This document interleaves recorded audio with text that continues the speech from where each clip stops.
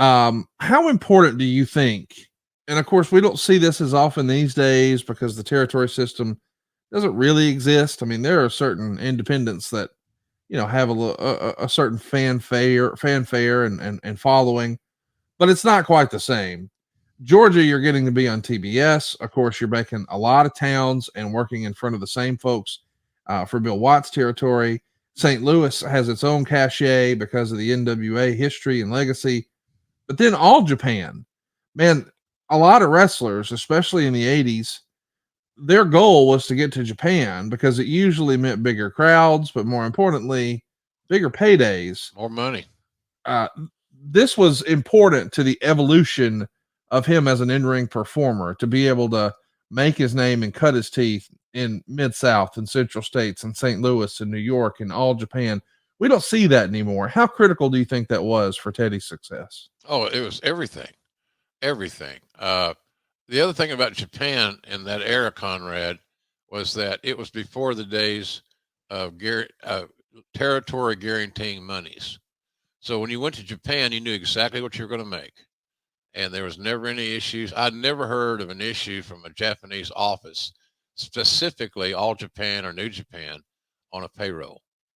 They made a deal before you got there. Here's what you're going to earn. When you leave, here's what you're going to get. And it was guaranteed. And that was something that they wanted in the territories in the States, but they didn't have the option to make that happen.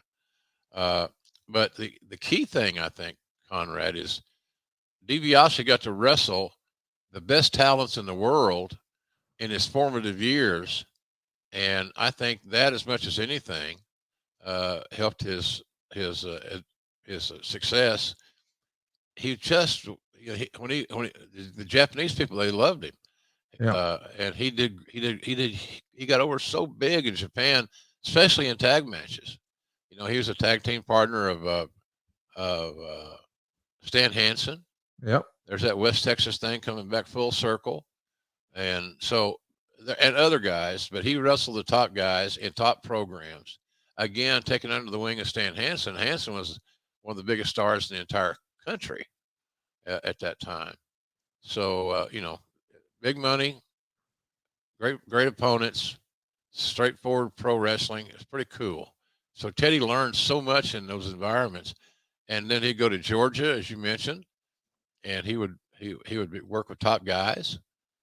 So all that top guy experience was crucial to the success of Ted DiBiase.